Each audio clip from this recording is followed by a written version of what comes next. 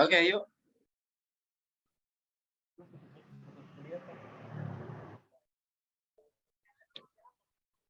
Bismillahirrahmanirrahim. Assalamualaikum warahmatullahi wabarakatuh.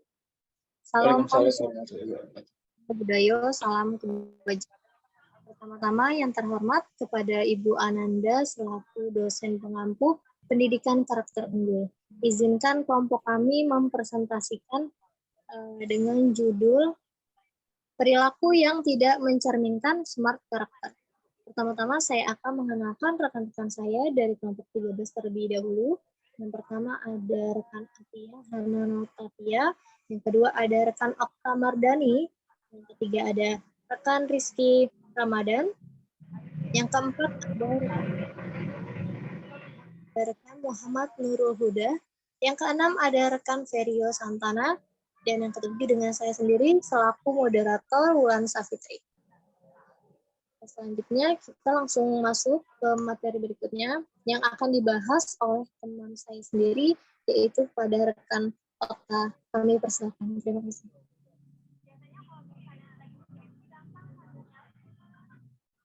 Iya, sebelum masuk ke lebih lanjut lagi, kita ketahui dulu smart karakter adalah orang yang fleksibel dalam berpikir dan dapat beradaptasi dengan perubahan. Mereka berpikir sebelum berbicara atau bertindak, dan mereka mampu mengelola emosi mereka secara efektif. Orang yang memiliki sifat smart karakter biasa cenderung lebih memiliki pemikiran yang terbuka, ingin selalu mencari hal-hal baru, tidak ketergantungan dengan orang lain, bergaul dengan orang-orang yang memiliki wawasan luas, memiliki rasa peduli yang tinggi, serta konsisten terhadap perbuatannya. Tetapi tidak semua manusia memiliki sifat smart karakter ini, karena setiap manusia memiliki sifat dan perilaku yang berbeda-beda.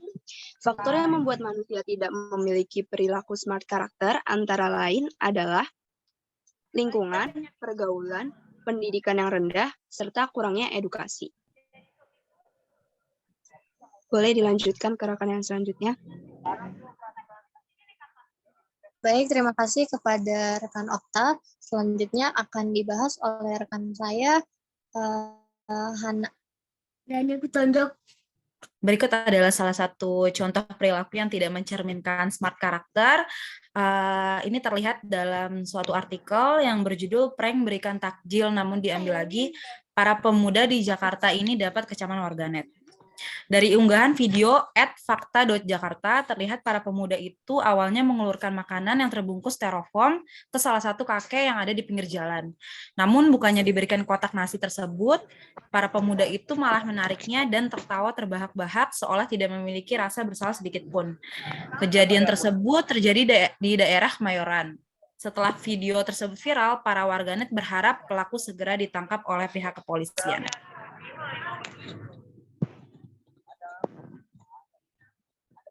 Baik, terima kasih kepada saudari.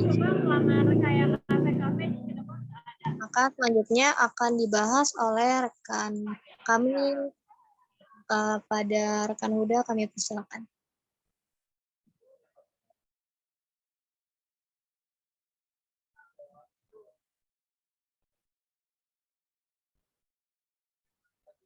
Baik, terima kasih. Selanjutnya berikut contoh mengenai materi, yakni Menteri Korupsi Uang Jatah Rakyat Kala Pandemi.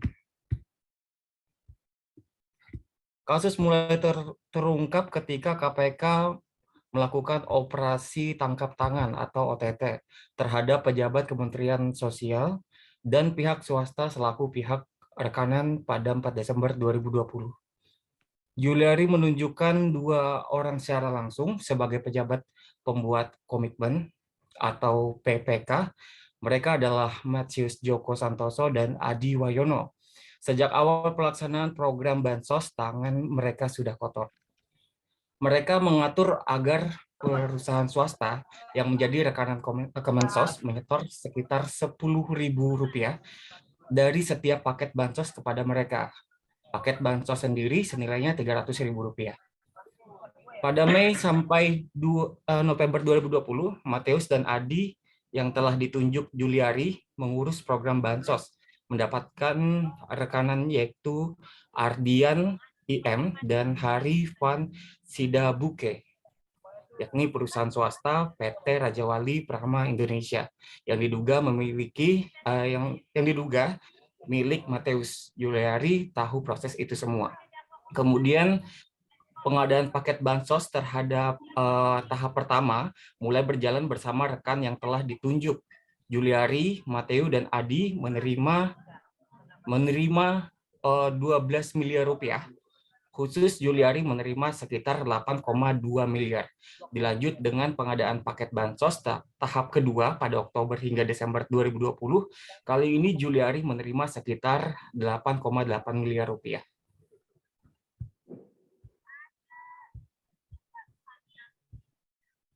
Baik, terima kasih kepada Anda. Selanjutnya akan dibahas oleh rekan kami. Untuk contoh dari perilaku yang tidak mencerminkan smart karakter selanjutnya adalah kekerasan seksual di lingkungan pendidikan tahun 2021, yang mana pelakunya 55% guru. Kasus dugaan kekerasan seksual dengan korban 10 orang mahasiswi di Kota Mataram, Nusa Tenggara Barat, menggemparkan publik. Menurut pengakuan salah seorang korban berinisial G, tidak semua korban berani bersuara terkait kasus tersebut. Menurut laporan, terduga pelaku beraksi dengan menyebut dirinya bisa membantu para korban membuat skripsi, menyelesaikan masalah pribadi, hingga bisa membuang sial. Salah satu korban kekerasan seksual di Kota Mataram, G, menyebut para mahasiswi datang ke rumah pelaku diduga dengan tujuan yang sama untuk melakukan konsultasi mengerjakan skripsi. Korban G menduga pelaku mengetahui para korban melapor ke Polda NTB. Pasalnya, sejak pelaporan ke Polda NTB tanggal 29 Juni 2020 lalu, pelaku rupanya tidak lagi meminta kepada para korban untuk berkunjung ke kediaman pelaku. Ia pun meminta Polda NTB segera memeriksa pelaku yang belakangan diketahui sebagai dosen gadungan bergelar SHMH tersebut. Hanya itu yang kami minta keadilan. Saya takut kalau ada korban lain yang bernasib sama dengan kami, kata korban. Untuk kasus selanjutnya akan disampaikan oleh rekan saya.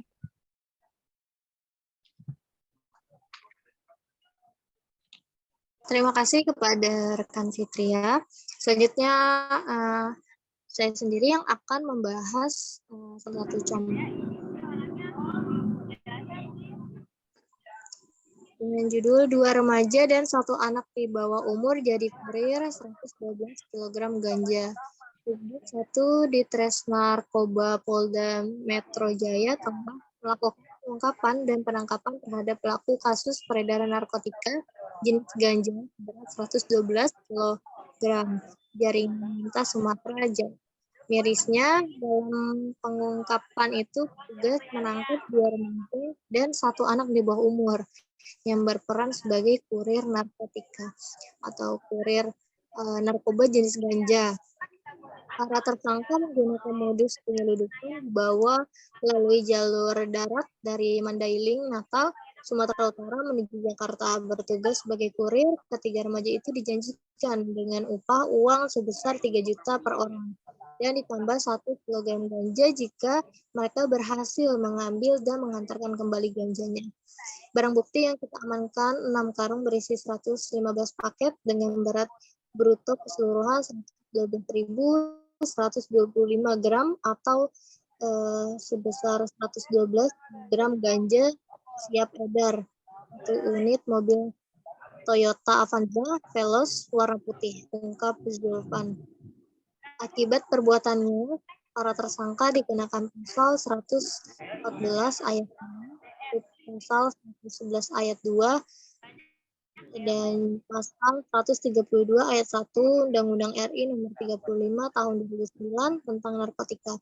Mereka terancam pidana mati, pidana penjara seumur hidup, atau pidana penjara paling singkat 6 tahun dan paling lama 20 tahun, dan pidana denda sebanyak 10 miliar.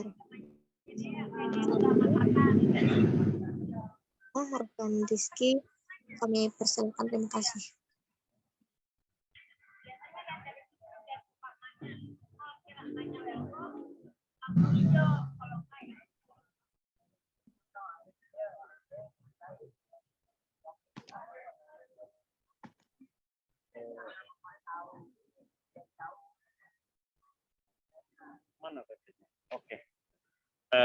Ya, terima kasih kepada rekan saya, Ulan Sabiti. Baik, di sini saya mengutip salah satu kasus tawuran yang seringkali terjadi di kalangan pelajar ya. Polres Metro Depok amankan 367 pelaku tawuran rata-rata masih berstatus pelajar. Polres Metro Depok telah berhasil mengamankan 367 orang pelaku tawuran yang rata-rata masih berstatus pelajar. Dari 141 pelaku yang diamankan rata-rata berstatus pelajar sekolah, SMA, SMK, dan sisanya ada dari SMP. Usia mulai dari 16 sampai 19 tahun, ujar Ahmad Puadi. Ahmad Puadi mengatakan para pelaku tawuran yang berhasil diamankan mereka tergabung dalam geng atau kelompok. Sedangkan untuk barang bukti yang berhasil disita puluhan bilah senjata tajam jenis celurit, pedang, samurai, golok, gunting, dan stick golf, serta ada juga sarung yang diikat untuk dipecut berisikan kawat dan batu. Kita rutin menggelar patroli rutin cipta kondisi tiap hari mulai dari siang dan dini hari menjelang subuh. Di waktu jam rawan terjadi tawuran serta antisipasi kejahatan konvensional 3C, curanmor, curas, dan curat, sehingga menjadikan wilayah Kota Depok aman kondusif. Oke, baik. Saya kutip di sini penyebab mendasar dari tawuran yaitu krisisnya moralitas di kalangan pelajar. Sekolah dan kampus memiliki potensi besar untuk meningkatkan moralitas para pelajar di Indonesia. Ya, terima kasih.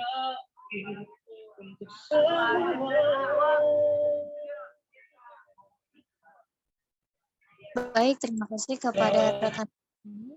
Maka inilah beberapa contoh yang kelompok kami dapat bahas. Selanjutnya ada kesimpulan dan saran yang akan dibawa oleh Kak Ferio. Silakan, terima kasih. Baik, terima kasih untuk teman-teman yang telah membacakan beberapa kasus yang telah ada. Topik kita kali ini tentang bagaimana membentuk smart karakter ya. Di Indonesia ini sangat sulit ya untuk membentuk smart karakter. Kenapa? Karena dari yang kita tahu kasus-kasus yang terjadi sudah banyak terjadi di kalangan dunia pendidikan. Contohnya aja tadi ada kasus pelecehan ya banyaknya di sektor pendidikan. Bagaimana mau terbentuknya smart karakter di sektor pendidikannya saja banyak kasus-kasus seperti itu. Jadi smart karakter ini sebenarnya sudah agak sulit ditemukan khususnya di Indonesia ya. Seperti yang kita tahu banyak kasus-kasus pelajar terkena tawuran, terkena narkoba, terkena pergaulan bebas, seks bebas, dan yang lainnya. Sebenarnya peran yang paling penting untuk menumbuhkan smart karakter itu sebenarnya dari rumah, dari keluarga atau dari orang tua.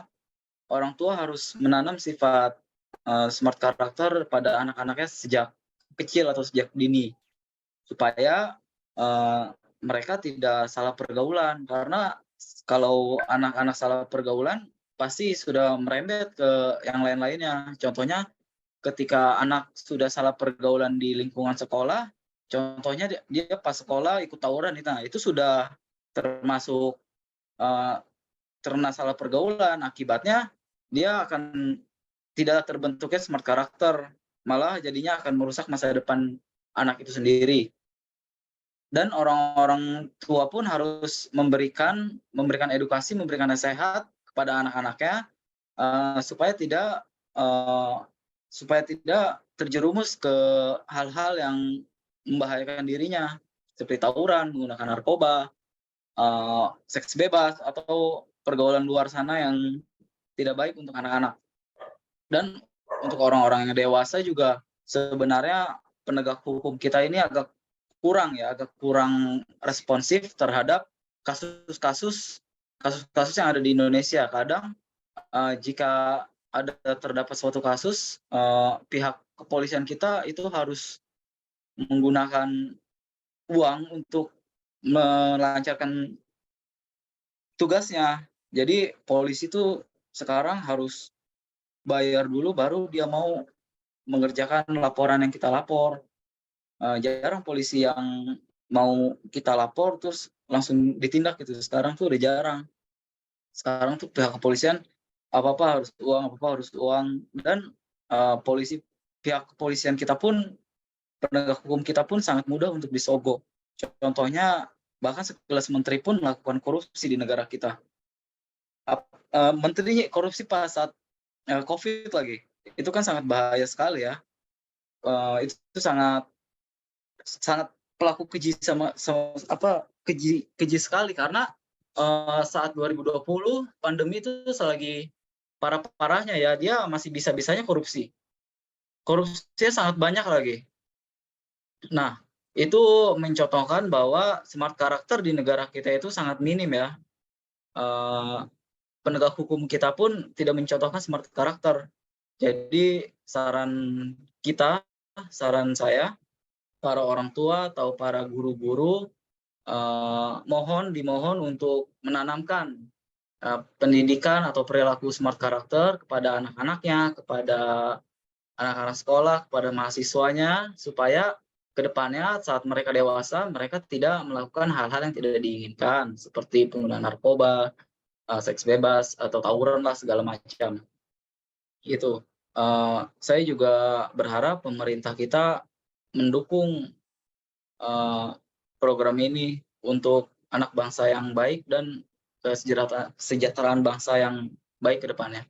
Itu saja dari kami, dari kelompok kami. Terima kasih ya. Oke.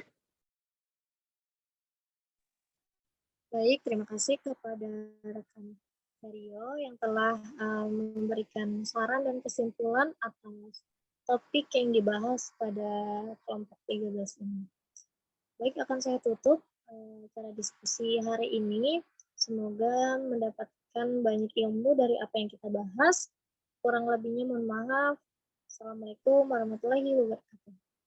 Waalaikumsalam warahmatullahi wabarakatuh.